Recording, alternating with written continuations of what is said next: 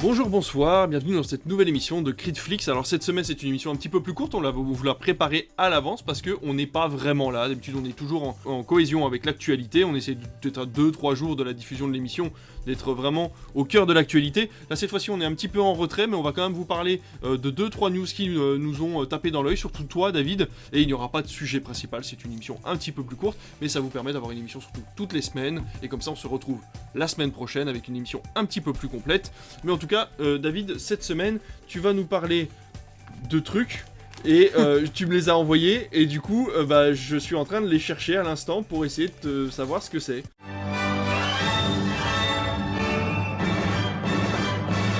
Eh bien... Comme par exemple la nouvelle politique de TF1 pour augmenter ses audiences. Exactement, bonjour à tous chers visiteurs, auditeurs du futur, puisqu'on enregistre le 24 avril 2023 que vous nous écoutez aux alentours, je sais pas, du 7-8 mai... dans ces eaux-là, ouais. Pardon... Vers le 5-6 mai, normalement. Non, pas du tout, la semaine d'après. Si, non. C'est ça, non, si, on est entre le 5 et le 6 mai. Bonjour à tous, chers visiteurs du futur, chers auditeurs du futur, devrais-je dire, puisqu'on enregistre cette émission le 24 avril et que vous devrez l'écouter aux alentours du 4, 5, 6 mai, suivant la date à laquelle notre cher David va programmer l'émission. Du coup, pas d'audience, puisqu'on les a pas, vous les avez si vous avez suivi les actualités. Mettez-les en commentaire. Et nos nous du futur les ont, mais nos nous du passé ne les ont pas. Oh, c'est bien compliqué tout ça. Deux news dont je voulais vous parler dans cette émission. La première, c'est effectivement un revirement de situation du côté de TF1 et notamment via Rodolphe Belmer qui a été, ça a fait grand bruit, Rodolphe Belmer qui a été placé à la tête des programmes de la chaîne. Vous en avez peut-être entendu parler, c'est un homme d'affaires français qui était à la tête de Canal+, il a été membre du conseil d'administration Netflix de 2018 à 2021 et depuis quelques mois il est en effet directeur général de TF1, donc il est un peu le grand Manitou de la première chaîne d'Europe. Et il y a eu une annonce qui a vraiment surpris les gens il y a quelques jours. C'est le retour de Section de Recherche. Section de Recherche, c'était une chaîne qui faisait des cartons d'audience sur TF1. Une émission. Une série, pardon, j'ai dit une émission. Non, tu m'as dit une chaîne. Je reprends. Il y a un retour qui va faire grand bruit à la télé très bientôt, c'est le retour de la série Section de Recherche. C'est une série qui cartonnait sur TF1, qui faisait énormément d'audience, mais que la chaîne avait supprimée l'année dernière, avait annoncé la fin de la série, parce qu'elle trouvait qu'elle ne faisait pas assez d'audience sur les cibles. Et en fait, ces cibles commerciales, particulièrement la femme responsable des achats de moins de 50 ans, on en entend beaucoup parler, puisque la société a beau évoluer, malheureusement en termes de statistiques, c'est plus les femmes que les hommes qui font les courses, et donc... effectivement, c'est ce qui intéresse les annonceurs qui font de la pub au milieu des films et des séries qui passent à la télé. C'est pas ce que je t'aurais dit ce matin. Et moi non plus d'ailleurs, puisque je crois qu'on est des bons exemples d'hommes qui vont faire les courses de moins de 50 ans responsables des achats. En plus. Mais effectivement, il y avait une politique de TF1 très claire ces dernières années, c'est peu importe l'audience du moment qu'on a un bon score sur les cibles. Ouais. Et donc TF1 avait complètement délaissé les autres cibles. On va dire que les cibles principales commerciales, il n'y a pas que la FRDA, mais en l'occurrence celle-ci. C'est comme ça qu'on se retrouve avec des scores en prime time de TF1 à 2,5 millions ou à 2 millions ou à 2,6 millions qui satisfaisaient la chaîne. Ils arrivaient deuxième ou troisième des audiences, mais les cibles étaient préservées. C'est ça. Section de Recherche, c'était tout l'inverse. Chaque diffusion d'épisode de la dernière saison était à plus de 5 millions de téléspectateurs. Ah oui, quand même. Ça cartonnait, mais ça marchait notamment sur ce qu'on appelle les 4+, c'est-à-dire l'ensemble de la population qui regarde la télé, particulièrement aussi les jeunes. Ça peut paraître surprenant. Moi, je sais que à partir de 9-10 ans, mes parents me laissaient regarder Julie Lescaut, une femme d'honneur, j'adorais ça. Et Section de Recherche, ça marchait chez ce type de personnes, chez des personnes âgées également, chez les hommes, qui ne sont pas les cibles principales de la chaîne. Ouais. Et Rodolphe Belmer, visiblement, donc directeur général de TF1, pas directeur des programmes comme je l'ai dit tout à l'heure, mais bien directeur général de TF1, veut revoir cette politique en disant ce qui compte, c'est qu'on fasse beaucoup d'audience, peu importe entre guillemets à quel prix, même si c'est moins sur les FRDA. Et donc Section de Recherche, on sait que c'est une série qui était ultra populaire, dont la fin avait fait grand bruit parce que les fans s'étaient vraiment mobilisés. Et là, c'est une bonne nouvelle pour les fans. Moi, j'en fais pas partie. J'ai vu la première saison, ça m'avait pas marqué plus que ça. Mais en tout cas, je trouve ça très intéressant. Et ce murmure, bruit de couloir, qu'on pourrait aussi voir revenir Alice Nevers. Ah oui. Le juge est une femme. Oui. Série qui date des années 90, aussi sur TF1, qui a énormément de succès. Entre 4,5 millions et 5 millions de téléspectateurs devant les épisodes. C'est énorme, énormissime. Mais sur les cibles, ça ciblait, on va dire, des personnes un peu plus âgées que les FRDA de moins de 50 ans. Alors du coup, ça peut laisser place à un débat, est-ce que c'est une bonne ou une mauvaise idée ? du coup, ça veut dire que chez Critflix, on risque de vous annoncer des audiences plus grandes chez TF1, mais peut-être un peu moins bonnes sur les cibles, mais qui vont brasser plus de monde. Et en fait, l'idée, c'est de faire de TF1, vous savez, le leitmotiv de TF1, leur slogan, c'est « Partageons les ondes positives ». Et en fait, je pense que TF1 veut faire une télévision peut-être un chouïa plus familiale, qui puisse vraiment réunir tout le monde devant la télé, les petits-enfants, les parents, la grand-mère, qui pourraient tous s'y retrouver.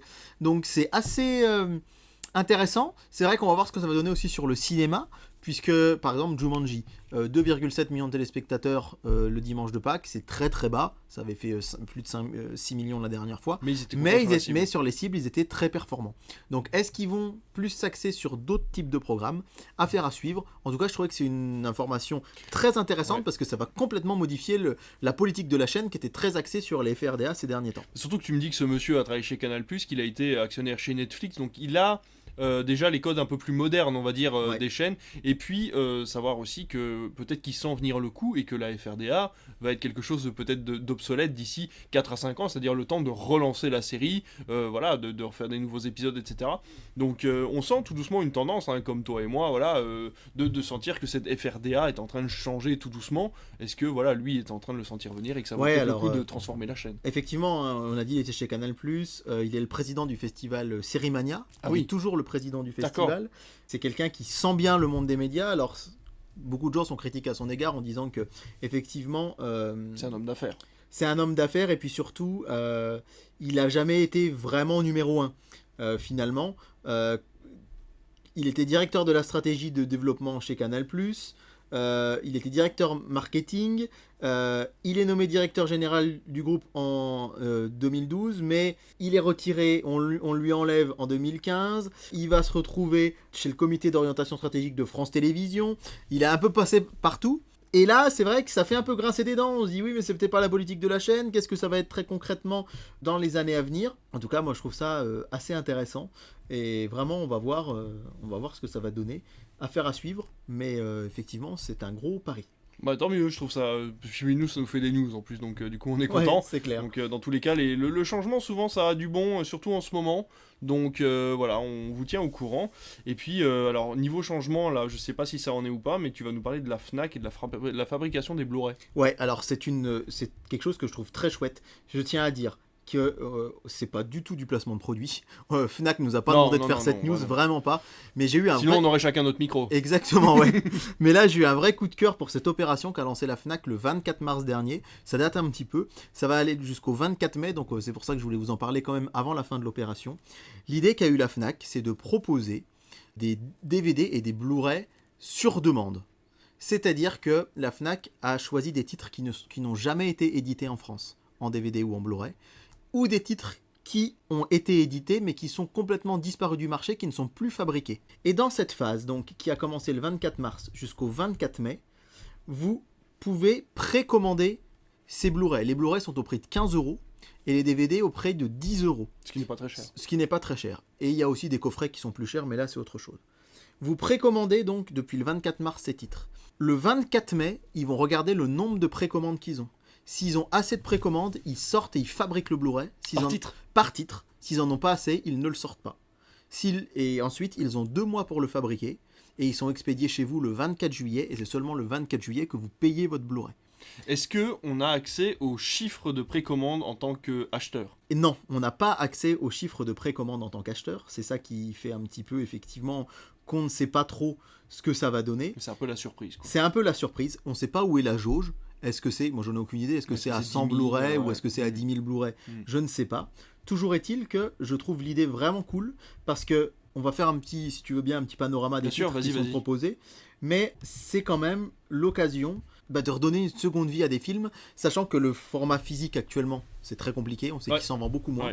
Et là du coup, la Fnac est sûre d'elle, c'est-à-dire que si ils vont pas perdre d'argent s'ils atteignent leur quota, et en même temps ils redonnent leur chance à des films, parce que c'est pas forcément les Marvel qu'on va retrouver là-dedans évidemment, c'est plutôt des films, il y a des films cultes, mais il y a des films qu'on ne retrouve plus du tout, et je trouve vraiment l'idée sympa. Vous allez avoir des films qui sont complètement inédits, qui n'ont jamais été édités, que ce soit en DVD ou en Blu-ray. Et c'est vrai que du coup c'est chouette parce que ça permet de les avoir enfin dans leur collection. Alors vous avez par exemple Chute libre, est-ce que ça te parle de Joel Schumacher avec Michael Douglas? vous avez Le Dernier Samaritain de Tony Scott, avec Bruce Willis. C'est un mélange de Tony Stark et Tony et ouais, Tony c'est Scott. ça. Donc Le Dernier Samaritain, je sais pas si ça te parle. Si, ça me dit quelque Je l'ai en chose, ouais. DVD, celui-ci, La Loi du silence d'Hitchcock, Le massacre de Fort Apache de John Ford, Les voleurs de train de Burt Kennedy. Vous allez avoir aussi Tango et Cash, film culte avec Stallone et Kurt Russell. Vous allez retrouver Arthur Malédiction.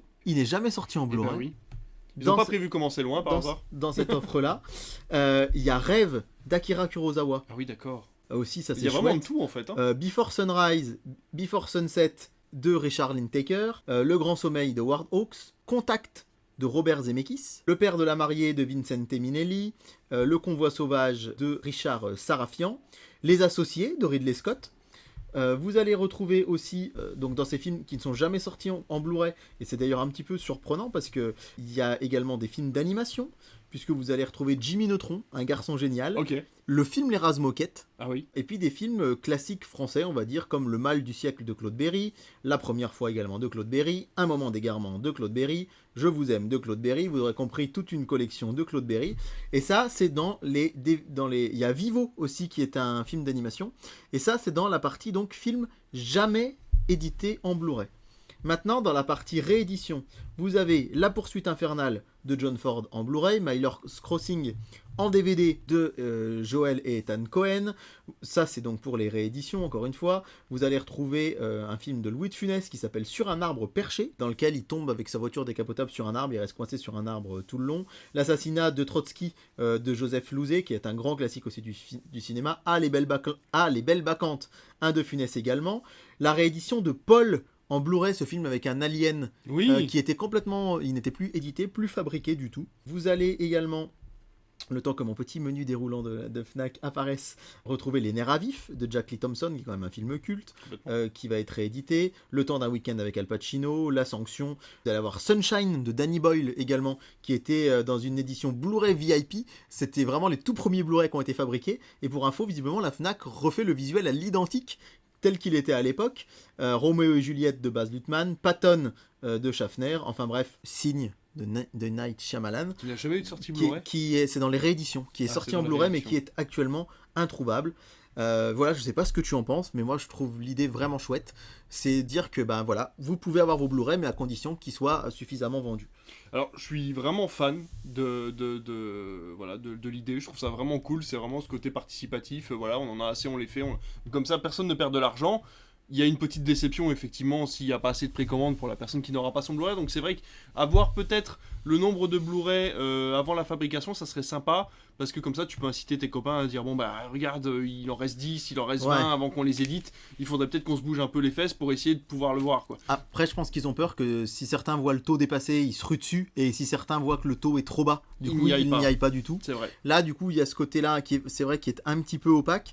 Moi, personnellement, j'ai précommandé Signe et Contact, qui sont des films que j'adore. Alors, une nouveauté est apparue il y a quelques jours sur la page, c'est que donc c'est 14,99 le Blu-ray, 9,99 le DVD, et en plus, depuis quelques jours, si vous avez la carte Fnac, vous avez 5 € de mis sur votre carte fidélité. Ce qui fait que le Blu-ray passe à 10 € et le DVD à 4,99 à 5 €. Ça vaut vraiment le coup. Est-ce que c'est bon signe ? Je sais pas. Ils ont rajouté ça peut-être parce que ça marchait pas assez, de je ventes, sais ouais. pas du tout. Moi, En j'en tout avais cas, pas entendu parler avant toi, donc c'est vrai qu'au niveau communication, c'est un petit peu ouais, réduit. ouais, quand moi même. c'est via Twitter parce que je suis des comptes d'alerte bon plan Blu-ray Ok. que je l'ai su. Ok. Mais j'incite vraiment nos auditeurs à... Ouais. C'est un geste pour le format physique, pour le cinéma. C'est vrai que c'est très matérialiste, mais moi j'aime bien posséder un film. Quand on aime un film, l'avoir dans sa Blu-ray Tech ou DVD Tech, je trouve que c'est chouette de se dire ce film je l'ai tellement aimé que je l'ai chez moi. Et en VOD, en téléchargement, c'est quand même pas la même chose. Ouais. Là, vous avez le film, et je trouve vraiment que la Fnac, ils ont fait un truc hyper c'est hyper large quoi. Ouais. Des Razmoquettes à Miller's Crossing, ou de John Ford à Signe de Robert Zemeckis, il y a des grands noms du cinéma, et c'est quelque chose je trouve quand même de très intéressant à un prix qui reste correct.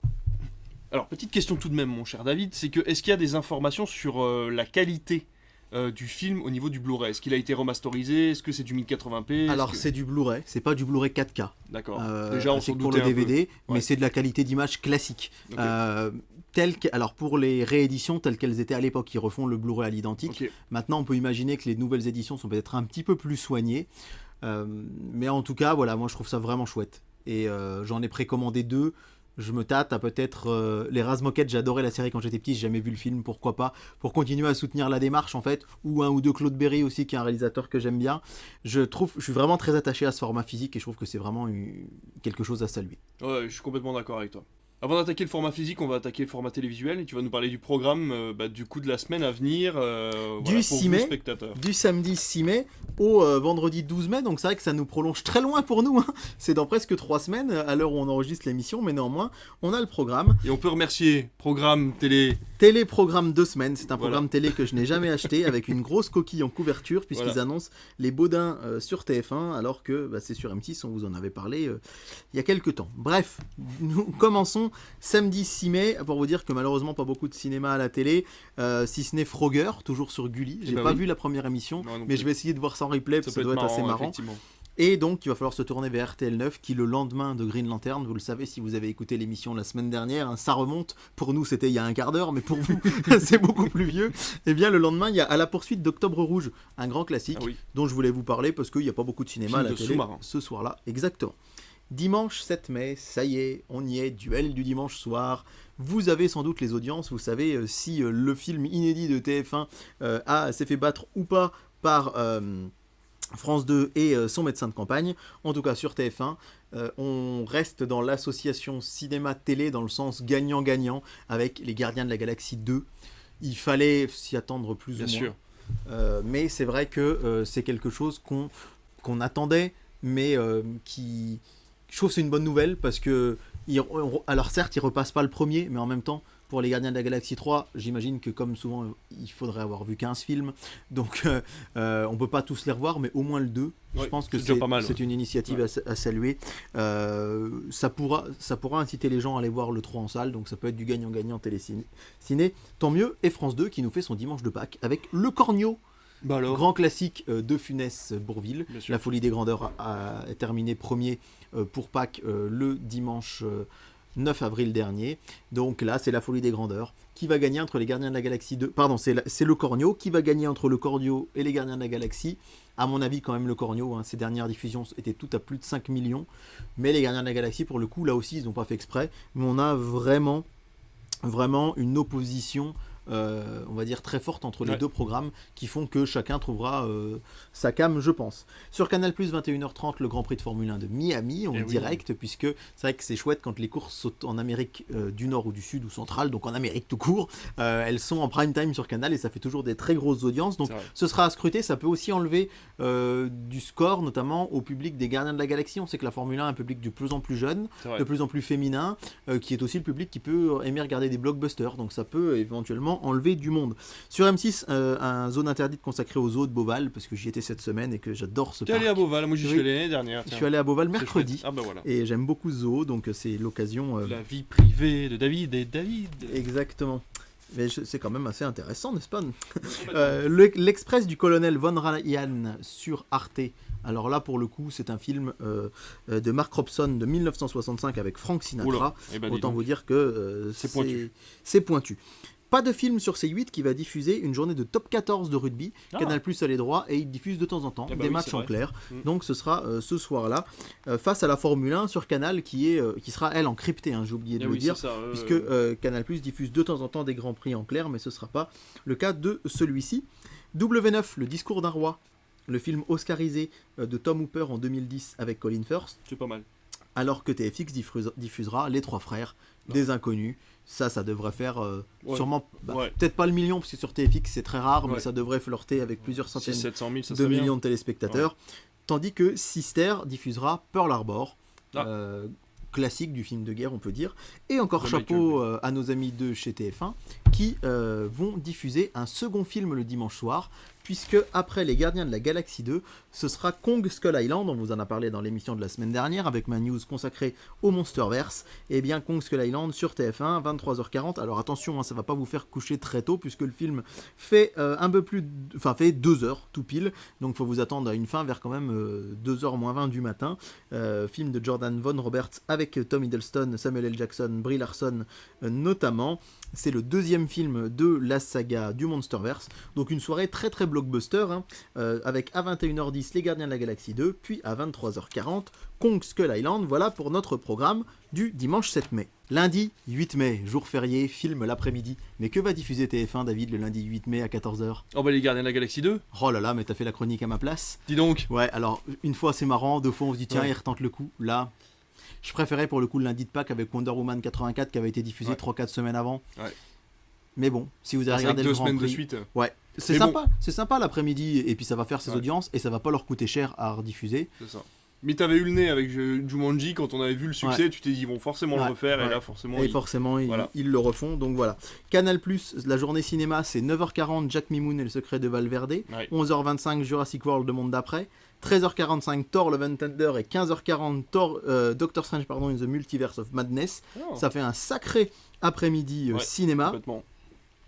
M6, le film de l'après-midi, c'est La Voix du succès de Nincha Ganatra avec Dakota Johnson, qu'on a vu surtout dans... Enfin, entre autres dans la série 50 nuances.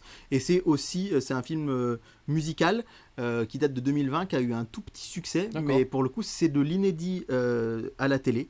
Donc de l'inédit un jour férié en après-midi, c'est chouette. Et alors, ce qui est chouette aussi, mon cher David, c'est que j'ai l'impression de revenir à Noël avec toi. Je te laisse regarder mon programme télé avec l'après-midi de C8 le 8 Ah, mais mai. non, c'est Enfin, pas la vrai. journée plutôt. De 9h10 à 18h10, on aura le grand bêtisier. 9 heures de bêtisier. Alors à Noël, ils font mieux, hein. Ils font du 12, 13, Ouais, 15 heures de c'est bêtisier vrai. de suite. Mais quand C'est vrai, même. si vous nous écoutez pour les fêtes, ouais. pour les fêtes et quand on fait le programme de Noël, bah vous savez que C8 fait toute la journée du bêtisier. Quoi. Ouais, alors ça commence à faire un peu long. Hein. Ouais, j'avoue. En tout cas. Surtout que le résumé est super long. Ouais, quoi. c'est ça. Ils ont L'émission propose de s'amuser avec les séquences les plus déjantées. Au programme, des heures de rire avec les traditionnels, nanana. Bref, des choses il fallait remplir le programme télé.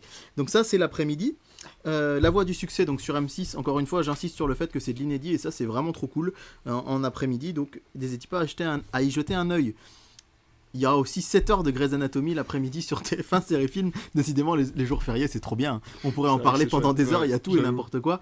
Terra Willy, Planète Inconnue, un film d'animation sur France 4 à 15h Oui. cet après-midi-là. Ces stars qui d'habitude ne passent pas de film en journée, et ben là, ils nous font tous en scène à 13h30. Trop bien. Big Game à 15h25 et Cliffhanger Track au sommet à 17h05. C'est simple, 3 films à la suite un après-midi alors qu'ils ne le font pas du tout d'habitude. C'est chouette. C'est vraiment une très bonne nouvelle. Et enfin sur Sister, je vous parlais de Jack Hunter la dernière fois. Eh bien, Jack Hunter 1, Jack Hunter 2 seront au programme de Sister l'après-midi, suivi des Goonies qui sera diffusé à 17h. On l'avait eu quelques jours plus tôt à la télé. C'est trop bien. Alors en vrai, le 8 mai pourtant, plus on avance vers l'été, normalement moins il y a de films à la télé. Bah ouais. Bah là, franchement, à part TF1 qui recycle les Gardiens de la Galaxie, mais encore que ça va marcher et Ouais. tant mieux Et si puis ça marche. il vous reste plein d'autres films à regarder quoi. Là pour le coup. Exactement. Et si vous regardez autre chose la veille ou le lendemain, il y a vraiment plein de choses, donc c'est cool. Le soir du cinéma sur TF1, Marie-Francine, qui avait été passée à l'été 2021, dimanche soir en prime time, c'est avec Valérie Lemercier qui est obligée de revenir vivre chez ses parents. Encore un film de Et 2021. figure-toi que j'avais appris le carton d'audience du dimanche soir de 2021 alors que je me baladais à Champvert, Oh. jolie petite bourgade de la Nièvre. J'avais Il paraît regardé que c'est les pas mal. audiences, il paraît Ah que oui. c'est pas mal. Non, Marie-Francine, c'est un film de 2016 qui a été diffusé pour la première fois en 2021. TF1, ils y croyaient moyen. Ah bah oui, tu m'étonnes. Ils l'ont 4 passé ans, 5 entre ans les deux, après. ouais. Et ça avait cartonné le dimanche soir, mais ça Non. avait roulé sur tout. Et là, il le passe un lundi soir, donc peut-être un retour de la case Ah. du cinéma du lundi soir sur TF1, puisque la semaine d'avant, Grégory Le Marchal, c'était aussi un one-shot, entre Ouais, guillemets, ouais, c'est pas un vrai. film, Ouais. mais c'est quelque chose qu'on voit en une fois, alors qu'on avait plutôt des séries style Je te promets. Donc, affaire à suivre, mais on n'a pas encore les programmes, évidemment, de la semaine suivante. Sur France 3, Les Grands Esprits d'Olivier Ayache-Vidal avec Denis Podalides. Je ne connais pas ce film, c'est sorti en 2017. Ça me dit rien. Et alors le duel des blockbusters, où on avait l'habitude d'avoir des Marvel face aux Star Wars, face au machin, et bien là c'est assez original, puisque vous aurez Sister Act sur W9 face à Dunkerque sur TMC. Dunkerque, c'est pas forcément du blockbuster très grand public, donc on va voir les audiences. Et Sister Act c'est trop cool, donc ça fait plaisir. Et notez que sur C-Star vous pouvez voir The Greatest Showman de Michael Gracie, sorti en 2017, un lundi soir, ma foi, fort intéressant. Lundi 8 mai, faut-il le rappeler encore une fois, jour férié. Mardi 9 mai, L'Innocent sur Canal+, c'est le film art et essai du mardi soir, film qui peut être susceptible d'être déprogrammé, attention, en cas de... si la chaîne choisit de diffuser un match de Ligue des Champions ce soir-là, puisqu'on va être en pleine demi-finale de cette compétition de football internationale européenne. Mais sinon, donc, c'est L'Innocent de Louis Garrel sur Canal+, le mardi soir. Sur C8, ce mardi soir, vous retrouvez Docteur avec Michel Blanc et Hakim Djemil qui raconte l'histoire de Michel Blanc, médecin durant la nuit de Noël, qui est blessé, qui est obligé de se faire remplacer par un pizzaiolo. C'est assez cocasse, c'est assez marrant. Alors que sur W9, vous allez avoir Divorce Club de Michael Youn. Personnellement, moi, j'ai un peu moins adhéré. Énergie 12, qui, on l'espère, va un petit peu remonter la pente pour eux, va vous proposer Déjà Vu de Tony Scott. Alors que sur France 4, ce sera la demi-finale de l'Eurovision, et sur Gulli, Beethoven 4. Et je vous disais donc que Énergie 12 va diffuser Déjà Vu, et ça tombe bien puisque sur TFX on a aussi Déjà Vu, et là je trouve qu'on tire sur la corde à mort, puisque TFX diffuse Star Wars le mardi 9 mai en prime time, Star Wars 1. Il faut rappeler que TMC avait repassé tous les Star Wars en décembre, et là ça commence à faire beaucoup, quoi. Enfin, de décembre à fin février, ça fait à peine 2 mois que c'est terminé, et là ils recommencent la saga sur TFX. Je trouve que c'est un peu abusé. Ouais, j'avoue. Mercredi 10, sur Arte, les deux Alfred. Oui, c'est sympathique. C'est sympathique. Premier film, première diffusion en clair. 50 nuances plus sombres sur C-Star. Et sur Sister, Blanche-Neige et le Chasseur. Oui. Bon, voilà. Moi je trouve que c'est pas si mal que ça, mais c'est pas incroyable. Jeudi 11 mai sur C8, Bastille Day, c'est assez marrant, Bastille Day avec Idriss Elba et Richard Madden, puisqu'il y a Charlotte Lebon aussi dedans. Ouais. C'est un film d'action américain à la chute de la Maison Blanche, je mets des guillemets, vous les voyez pas chez vous, mais qui se passe en France le jour de la Bastille Day, c'est le 14 juillet, évidemment les Américains ils appellent pas ça fête nationale, puisque c'est notre fête à nous, ils appellent ça le Bastille Day, et c'est un film d'action, mais ça avait fait polémique parce que c'était arrivé peu de temps après un attentat. Ouais, c'est ça, c'est un film de 2016 qui est sorti peu de temps après les attentats effectivement de Nice du 14 juillet et du Bataclan du 13 novembre. Ça faisait pas de la pub, quoi. Non, ça c'est clair. Charlie's Angel sur TMC ce même soir, version 2019. Sur France 4, encore une demi-finale de l'Eurovision, puisque la finale de l'Eurovision c'est le samedi 13 mai. Donc vous aurez une demi-finale le mercredi. Une demi-finale le mardi et l'autre demi-finale le jeudi. Okay. Je vous le dis, c'est pas du cinéma, mais ça peut faire de l'audience. Et sur TF1 Série Film, c'est Split qui va être diffusé ce soir-là, donc c'est cool. On aurait pu s'attendre à Incassable avant, faire 3 soirs, Incassable, Split et c'est pour ça qu'M6 n'a pas pu le diffuser la dernière fois, qu'il a passé Incassable et ensuite Glace. Et ensuite Glace. Plutôt. Donc, tu es vraiment de plus en plus aguerri en télé. On voit qu'effectivement TF1 a les droits de Split et M6 a les droits d'Incassable et Glace. Du coup c'est un peu dommage je trouve de partager les droits, mais c'est comme ça. Et sur Chérie 25 vous avez le film Le Comeback de 2006, c'est une comédie romantique avec Drew Barrymore et Hugh Jackman, et en deuxième partie de soirée vous avez un message, on vous en avait parlé il y a 15 jours. Enfin vendredi 12 mai, le blockbuster de Canal+, c'est Simone. Moi je l'ai loupé en salle, donc je vais pouvoir le voir, biopic de Simone Veil avec Elsa Zilberstein. Sur France 5, Parce que tu m'appartiens, en général c'est aussi plutôt du film de patrimoine, mais là c'est un film de 2019. Sur Gulli, Ma femme s'appelle Revient avec Michel Blanc. Vraiment, je me fais pas au Gulli Prime non plus, hein, ça fait bizarre. TF1 Série Film, La face cachée de Margot, qui est un teen movie vraiment très sympa. Ouais. Et à un moment dans le film, il chante la chanson du générique de Pokémon, donc rien que pour ça, j'aime bien ce film. Et enfin, je termine cette émission en vous parlant de Canal+ Cinéma qui vous passe Là où chantent les écrevisses, que j'avais beaucoup aimé en salle. Beaucoup disent que c'est un film très académique, c'est vrai. Il n'y a pas des plans de réalisation incroyables, mais moi je me suis fait happer par ce film en salle en octobre. Je l'ai revu sur Canal+ la semaine dernière et je l'adore. C'est mon coup de cœur et je termine cette émission par ça. Évidemment, on enregistre très en avance, comme on vous le disait, donc c'est difficile de jauger ce que seront les audiences de ces semaines-là. Pour notre prochaine émission, vous risquez d'avoir une double dose d'audience, même si on ne fera pas tous les jours cette fois-ci, mais quand même.